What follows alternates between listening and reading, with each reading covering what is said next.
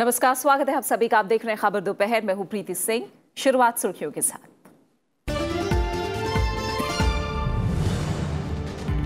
पश्चिम बंगाल में सीबीआई को लेकर हुए विवाद पर दोनों सदनों में गतिरोध। टीएमसी सांसदों की ओर से विरोध के बाद सभापति ने दोपहर 2 बजे तक स्थगित की कार्यवाही। राष्ट्रपति के अभिभाषण से संबंधित धन्यवाद प्रस्ताव पर चर्चा आज दोनों सदनों की कार्यसूची में शामिल।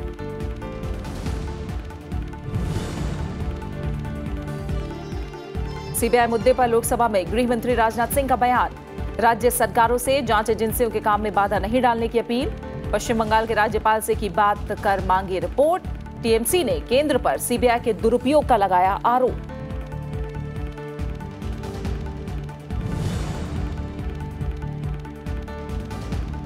चिटफंड घोटाले की जांच में बाधा डालने को लेकर सुप्रीम कोर्ट पहुंची CBI. Kolkata police commissioner Rajiv Kumar पर लगाया सबूत मिटाने का आरोप।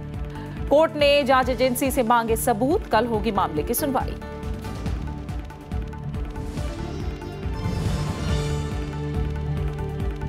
ऋषि कुमार शुक्ला ने संभाला सीबीआई प्रमुख का पदभार। मध्य प्रदेश के डीजीपी रह चुके हैं। 1983 बैच के आईपीएस अधिकारी। शनिवार को नए निदेशक के रूप में ऋषि कुमार शुक्ला के नाम का हुआ था ऐलान।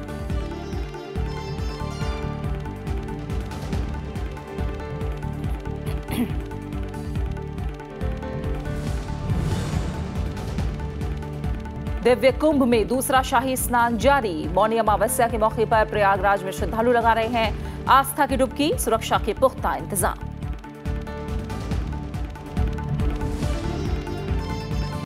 सीबीआई मुद्दे पर आज संसद के दोनों सदनों की कार्यवाही में अवरोध देखने को मिला, जिसकी वजह से राज्यसभा की कार्यवाही दोपहर 2 बजे तक स्थगित करनी पड़ी। राज्यसभा में विभिन्न विभागों और मंत्रालयों से संबंधित जरूरी पत्रों और अध्यादेशों से संबंधित विवरण रखे जाने के बाद सभापति एम वेंकैया नायडू ने बताया कि अलग अलग मुद्दों पर विभिन्न दलों के सांसदों ने नोटिस दिया है, लेकिन उन्होंने किसी को भी स्वीकार नहीं किया है। सभापति ने सुझाव दिया कि अगर विषय महत्वपूर्ण है तो आप सभी के पास इन विषयों पर राष्ट्रपति के अभिभाषण से संबंधित धन्यवाद प्रस्ताव के दौरान विस्तार से चर्चा का मौका है। लेकिन टीएमसी सांसद नारेबाजी करते हुए सभापति के आसन के करीब आ गए, जिसके बाद सभापति को सदन की कार्यवाही दोपहर 2 बजे तक स्थगित करनी पड़ी। Matters to be raised with the permission 0 over Sri Tiruchi Siva. Yeah. Sri Derek Oberon, Sri Ram Gopal Yadav, Sri Manoj Kumar Jha, Sri Ashok Siddharth, Sri Sanjay Singh, Sri Narayan Lal Pancharia. They have given notice on different issues, and Sri Derek Oberon has given a notice with regard to the one is job crisis in India, and the, no, you have given 2 notices. I am just reading that. Unless you withdraw, you have withdrawn about that job, this thing. Alleged CBI excesses against federal structure. Narayan Lal Pancharia, illegal arrest of CBI officers in West Bengal. And Manoj Kumar Jha and all with regard to 13-point roster for appointments in universities and colleges. My suggestion is, number one, I have not admitted any one of them. But as matter is important, you have an opportunity to discuss it at length in the presidential address. President is addressed. Yeah. Or otherwise, I can also, no, please, this is not go. This is not the group. This is not. This can be, this cannot, this is not the way, this is not the way. This is not the House is adjourned to meet at 2 p.m. CBI मुद्दे पर लोकसभा की कार्यवाही में भी अवरोध देखने को मिला और प्रश्नकाल की कार्यवाही नहीं चल पाई। दिवंगत पूर्व सदस्यों को श्रद्धांजलि दिए जाने के तुरंत बाद टीएमसी सांसदों ने सीबीआई के दुरुपयोग का मुद्दा उठाया। टीएमसी सांसदों ने कहा कि उन्होंने इसी मुद्दे पर कार्य स्थगन करके चर्चा का नोटिस दिया है। लोकसभा अध्यक्ष सुमित्रा महाजन ने कहा कि वो प्रश्नकाल के बाद ये मामला उठा सकते हैं, लेकिन टीएमसी सांसद नारेबाजी करते हुए वेल में आ गए। बाद में कांग्रेस सांसद भी राफेल सौदे और बेरोजगारी के मुद्दे पर वेल में आ गए। गतिरोध के बीच ही कार्यवाही 15 मिनट तक चली, लेकिन अवरोध जारी रहने पर लोकसभा अध्यक्ष ने कार्यवाही दोपहर 12 बजे तक स्थगित कर दी। फिर कार्यवाही शुरू होने पर लोकसभा में शून्यकाल के दौरान गृह मंत्री राजनाथ सिंह ने इसी मामले पर बयान दिया। उन्होंने कहा कि देश के कानूनी एजेंसियों के बीच ऐसा टकराव देश के फेडरल और राजनीतिक ढांचे के लिए ठीक नहीं है। उन्होंने कहा कि एजेंसियों को अगर काम करने से रोका जाएगा तो इससे अव्यवस्था पैदा होगी। केंद्र सरकार ने हमेशा राज्यों के अधिकार का सम्मान किया है। पुलिस राज्य का विषय है और राज्यों को भी केंद्र की एजेंसियों का सम्मान करना चाहिए। राजनाथ सिंह ने कहा कि कल जो घटना हुई वो संवैधानिक ढांचे के टूटने की ओर संकेत कर रही है। उन्होंने कहा कि इस संबंध में राज्यपाल से मेरी बातचीत हुई है और उनसे एक रिपोर्ट भी मांगी है। साथ ही उन्होंने कहा कि राज्य सरकारों को एजेंसियों को काम करने से रोकना नहीं चाहिए।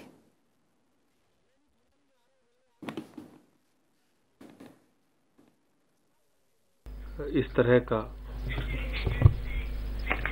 सीबीआई ने जो ये कृत्य किया है इसकी हम आलोचना करते हैं और नरेंद्र मोदी जी के और अमित शाह जी के नेतृत्व में जो बीजेपी की सरकार है वो संविधान की इस संरचना जो एक है उसका दुरुपयोग कर रहे हैं। ऐसे में इस तरह से उन्हें नहीं करना चाहिए राज्य सरकारों को। ये सरकार सीबीआई को एक हथियार बनाकर सभी अपोजिशन लीडर को खत्म करना चाहती है और अपोजिशन पार्टियों को खत्म करके ये ऑटोक्रेटिक गवर्नमेंट लाने की कोशिश कर रहे हैं। देश की लॉ इन्फोर्समेंट एजेंसी के भी ऐसा टकराव न केवल दुर्भाग्यपूर्ण है, अपितु यह देश के फेडरल और यह पॉलिटिकल सिस्टम के लिए एक गंभीर खतरा भी है। यदि लॉ इन्फोर्समेंट एजेंसी चाहे वह केंद्र सरकार की हो अथवा वह राज्य सरकारों की हो तो अपना विधिसम्मत कार्य करने से रोका जाएगा तो इससे घोर अव्यवस्था पैदा होगी और संविधान में उल्लिखित ड्यू प्रोसेस ऑफ लॉ का पालन भी इससे रुकेगा।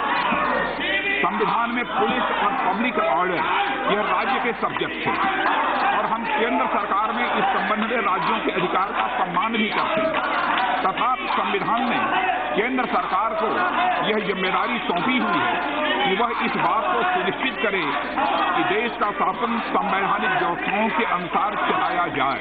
मैंने इस संबंध में पश्चिमी बंगाल के महामहिम राज्यपाल महोदय से भी चर्चा की है और राज्यपाल महोदय ने राज्य के चीफ सेक्रेटरी और डीजी पुलिस को बुलाया है कि इस मामले में उत्पन्न एजेंसियों के टकराव को दूर किया जा सके और सीबीआई के अधिकारियों को सुरक्षा प्रदान की जा सके। मैंने इस मामले में महामहिम राज्यपाल को यह भी कहा है कि पूरे मामले की एक रिपोर्ट वह भेजने का कष्ट करें। अध्यक्ष महोदय, मैं अपील करना चाहता हूं वहां की सरकार से, वहां के मुख्यमंत्री से कि लॉ इन्फोर्समेंट एजेंसी को ठीक तरीके से काम करने का वह अवसर प्रदान करें। अतः मैं इसी अपील के साथ राज्य में देश की लॉ इन्फोर्समेंट एजेंसी को सुचारू रूप से काम करने देने के लिए सभी राज्य सरकारों से भी अपेक्षा करता हूं और मुझे उम्मीद है कि हमारी पश्चिम बंगाल की सरकार भी इन सारी लॉ इन्फोर्समेंट एजेंसी को सुचारू रूप से काम करने के लिए जो आवश्यक माहौल चाहिए वह उपलब्ध कराने में वह पूरी तरह से सहयोग करेंगी ताकि सारी यह एजेंसियां निष्पक्ष और निडर होकर जांच करने में कर सके और देश में कानून का शासन स्थापित करने में सहायता मिल सके। और आइए हम सत्र को लेकर बातचीत करेंगे अपने संसदीय मामलों के संपादक अरविंद कुमार सिंह से, जो कि संसद भवन परिसर से हमारे साथ जुड़े हैं। अरविंद जी, बजट सत्र छोटा है जिसके सकारात्मक और जनहित में उपयोग की अपील भी हुई थी, लेकिन आज पश्चिम बंगाल में सीबीआई को लेकर हुए विवाद पर दोनों ही सदनों में गतिरोध देखने को मिला। अच्छे संकेत कामकाज को लेकर नहीं मिल रहे हैं, आगे क्या आसार लग रहे हैं? हाँ, बिल्कुल आपने ठीक कहा प्रीति। देखिए, कुल मिलाकर के अभी पिछले अगर ये तीसरा दिन है, इसके पहले दोनों दिन देखेंगे तो राष्ट्रपति का भाषण और उसके बाद फिर जो है बजट, जो अंतरिम बजट है वो उस पर जो है माहौल दोनों मतलब माहौल जो है कुल मिलाकर के सदन में ठीक ठाक रहा।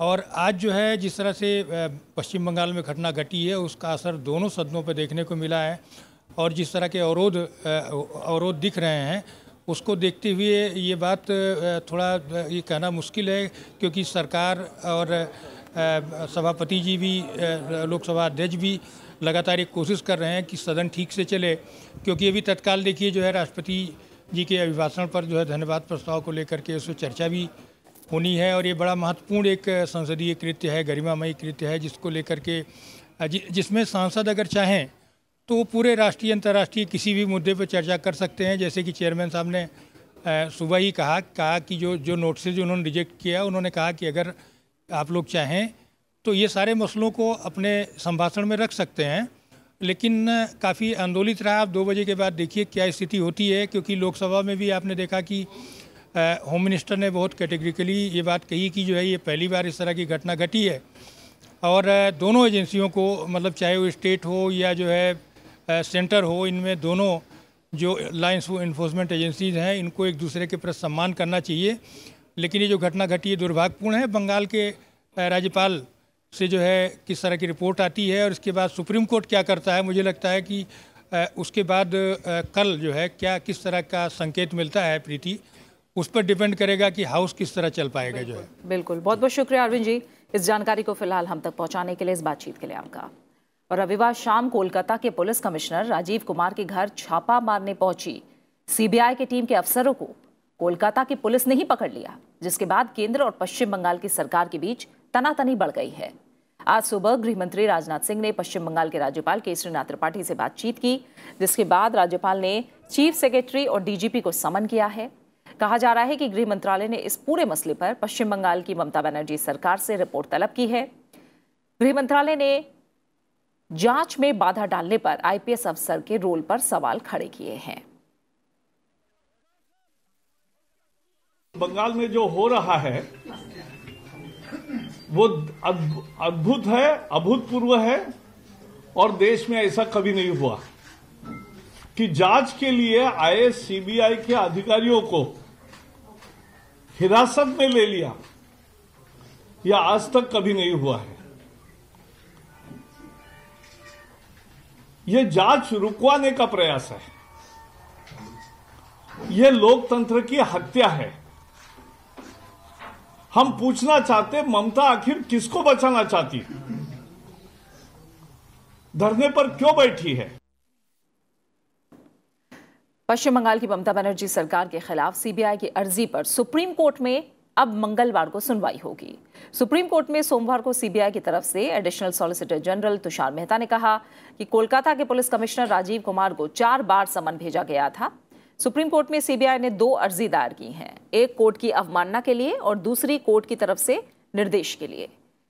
गौरतलब है कि कोलकाता के पुलिस कमिश्नर राजीव कुमार से सीबीआई पूछताछ के विरोध में पश्चिम बंगाल की मुख्यमंत्री ममता बनर्जी धरने पर बैठ गई हैं।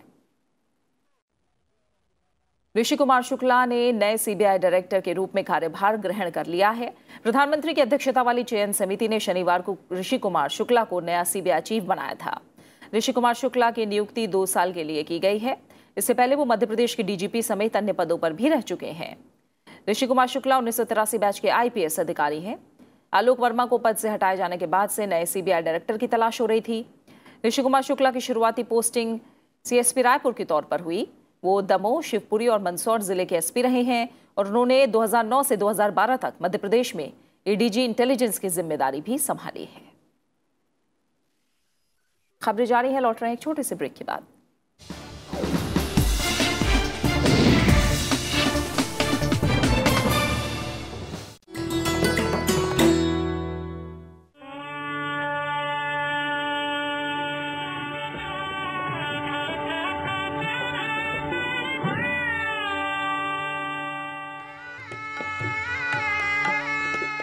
उस्ताद बिस्मिल्लाह खान महान शहनाई वादक, जिनके नाम है कई उपलब्धियां।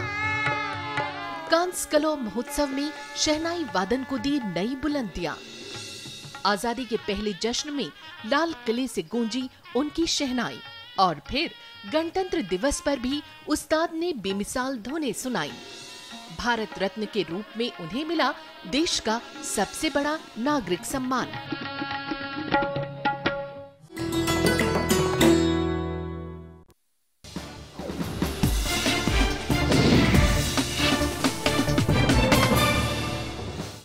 उपराष्ट्रपति एम वेंकैया नायडू ने कृषि में संरचनात्मक परिवर्तन की आवश्यकता पर जोर दिया है, जिससे घरेलू खाद्य सुरक्षा और ग्रामीण रोजगार को बढ़ावा दिया जा सके। उपराष्ट्रपति ने कल हैदराबाद में डॉक्टर डी रामा नायडू विज्ञान इंस्टीट्यूट ऑफ रूरल डेवलपमेंट के विद्यार्थियों और विज्ञान ज्योति सोसाइटी के सदस्यों को संबोधित किया। इस दौरान उपराष्ट्रपति ने कृषि प्रणालियों के विविधीकरण की वकालत की और कहा कि कृषि अर्थव्यवस्था में सुधार के लिए खाद्य प्रसंस्करण उद्योग को मजबूत किया जाना चाहिए।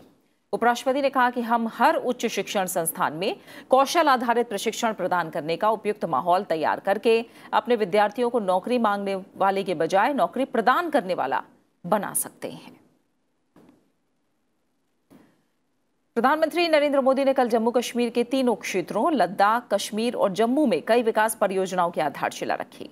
जम्मू कश्मीर में आतंकवादियों को कड़ी चेतावनी देते हुए प्रधानमंत्री ने कहा कि केंद्र सरकार आतंकवाद से पूरी ताकत से संघर्ष करेगी और राज्य में आतंकवाद की कमर तोड़ दी जाएगी।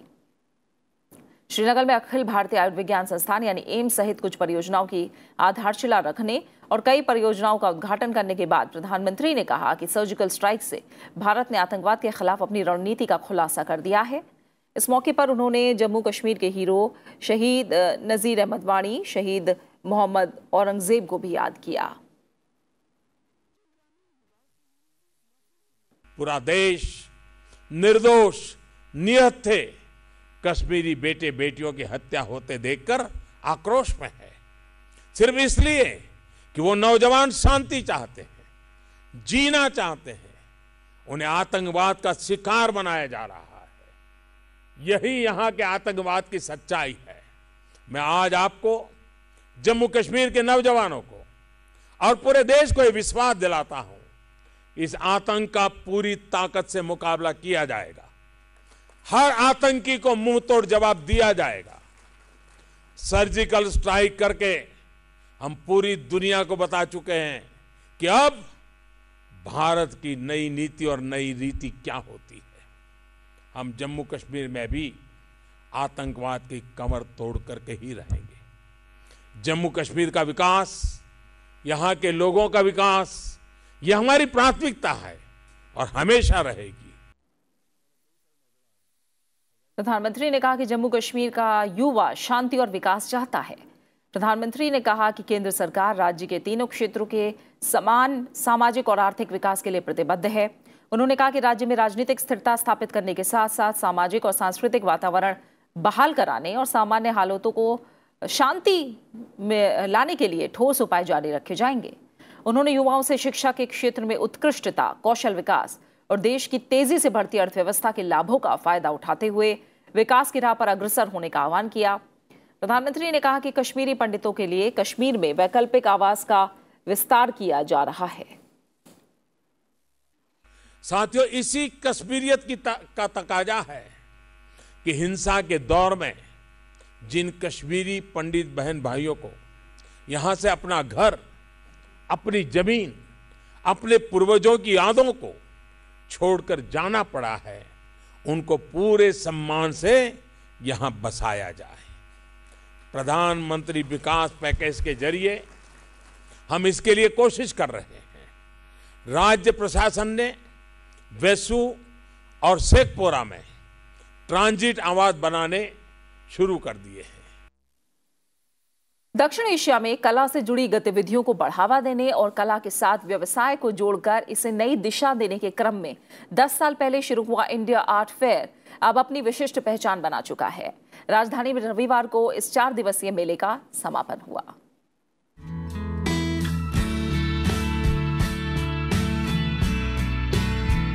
राजधानी दिल्ली में लगने वाला वार्षिक इंडिया आर्ट फेयर न सिर्फ भारत बल्कि पड़ोसी देशों और अंतर्राष्ट्रीय कला व्यवसायियों का एक बड़ा मेला है।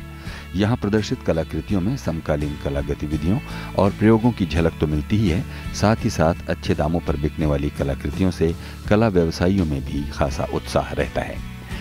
दर्शकों की बड़ी संख्या इस बात की गवाही देती है कि कलाकृतियों से गुजरते हुए वो रंगों, आकारों और संरचनाओं से प्रेरणा लेकर अपने जीवन में इनको स्थान देकर सौंदर्य का विस्तार करना चाहते हैं। कला प्रेमियों, संग्राहकों और कलाकारों के लिए ये मेला खासे आकर्षण का है।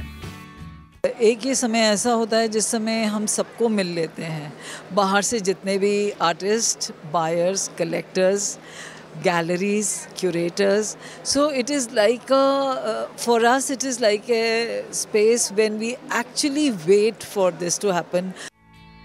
तरह तरह की कलाकृतियों और उससे जुड़े कार्यक्रमों को रोचक ढंग से एक विस्तृत क्षेत्र में प्रदर्शित करना और मेले को सर्वसुलभ बनाना एक चुनौती भरा काम है। इस संदर्भ में फेयर डायरेक्टर जगदीप जगदाप ने हमें बताया कि दर्शकों और प्रतिभागियों के उत्साह से उन्हें ऊर्जा मिलती है और इससे उनका काम आसान हो जाता है।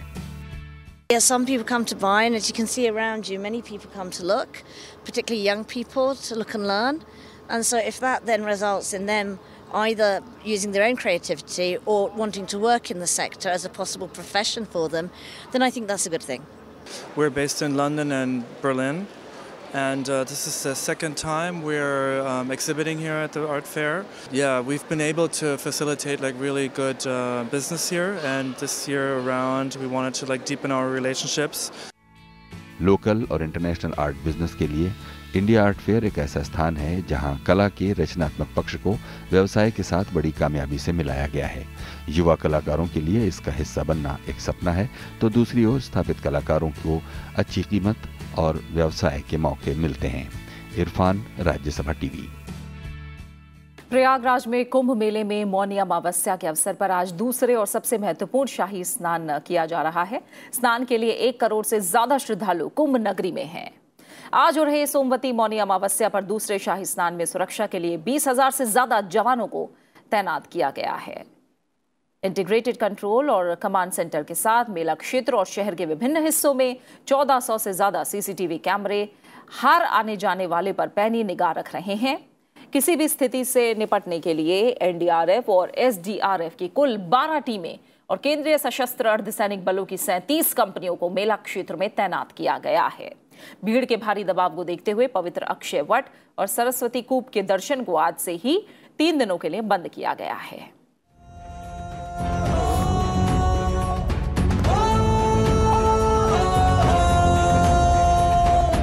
चले हैं साधु चले हैं, चले अखाड़े गृहस्थ चले हैं, नागा मिलने शंभु से आतुर कुंभ चले हैं, कुंभ चले हैं। हर हर शंभु जय जय शंभु, शंख बजे घड़ियाल बजे, सत्संगम का पुण्य कमाले लगाले। लोकसभा के दूसरे अध्यक्ष रहे M.A. अयंगार की आज जयंती है। मृदुभाषी स्वभाव के धनी अयंगार को आज संसद भवन में केंद्रीय कक्ष में श्रद्धांजलि दी गई। इस दौरान राज्यसभा के उपसभापति हरिवंश, लोकसभा अध्यक्ष सुमित्रा महाजन, उपाध्यक्ष थम्बिदुरई, संसदीय कार्य मंत्री नरेंद्र सिंह तोमर, संसदीय कार्य राज्य मंत्री विजय गोयल और वरिष्ठ बीजेपी नेता लालकृष्ण आडवाणी भी मौजूद थे।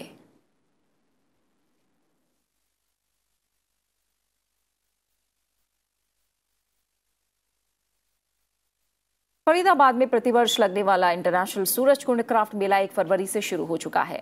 33वें इंटरनेशनल सूरजकुंड क्राफ्ट मेले की थीम राज्य महाराष्ट्र है। इस बार मेले में आने वाले दर्शक मेले में महाराष्ट्र की संस्कृति और वहां के खान पान से अच्छी तरह परिचित हो रहे हैं। मेले में फूड कोर्ट में महाराष्ट्र के व्यंजनों का स्वाद यहां आने वाले लोगों की जबान पर चढ़कर बोल रहा है। 33वें इंटरनेशनल सूरजकुंड हस्तशिल्प मेले में देश और विदेशों की संस्कृति और हस्तशिल्प को देखने के साथ शॉपिंग का मजा भी लिया जा रहा है।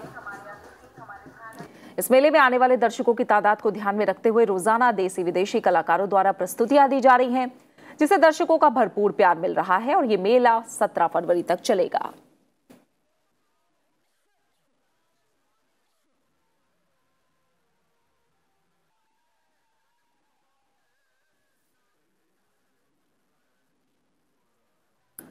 आज हिंदुस्तानी शास्त्रीय संगीत के महान गायक पंडित भीमसेन जोशी की जयंती है।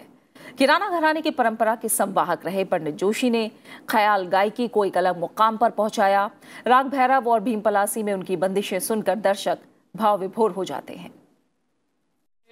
सुर मेरा तुम्हारा तो सुर बने हमारा। यह आवाज सुनते ही हमारे सामने हिंदुस्तानी शास्त्रीय संगीत के उस महान साधक की छवि सामने आती है जिसे हम पंडित भीमसेन जोशी के नाम से जानते हैं। किराना घराने के इस गायक का जन्म 4 फरवरी 1922 को कर्नाटक के गड़ग में हुआ था। बचपन से ही संगीत में रुचि रखने वाले पंडित जी ने ग्वालियर के उस्ताद हाफिज अली खान से संगीत की बारीकियां सीखी। 19 साल की उम्र में उन्होंने मंच पर अपनी पहली प्रस्तुति दी। उन्होंने कलाकार के तौर पर मुंबई में रेडियो में काम किया। वो मियां की तोड़ी, भीम पलासी और दरबारी जैसे अनगिनत राग छेड़कर संगीत प्रेमियों का दिल जीत लेते थे।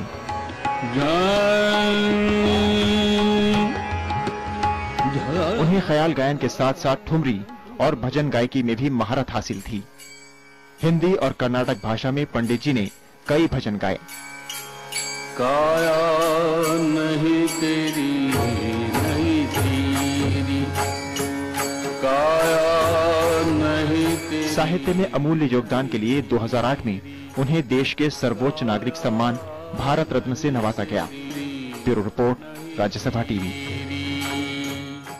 और इसी के साथ फिलहाल खबर दोपहर में इतना ही। आप बने रहिए राज्यसभा टीवी के साथ। नमस्कार।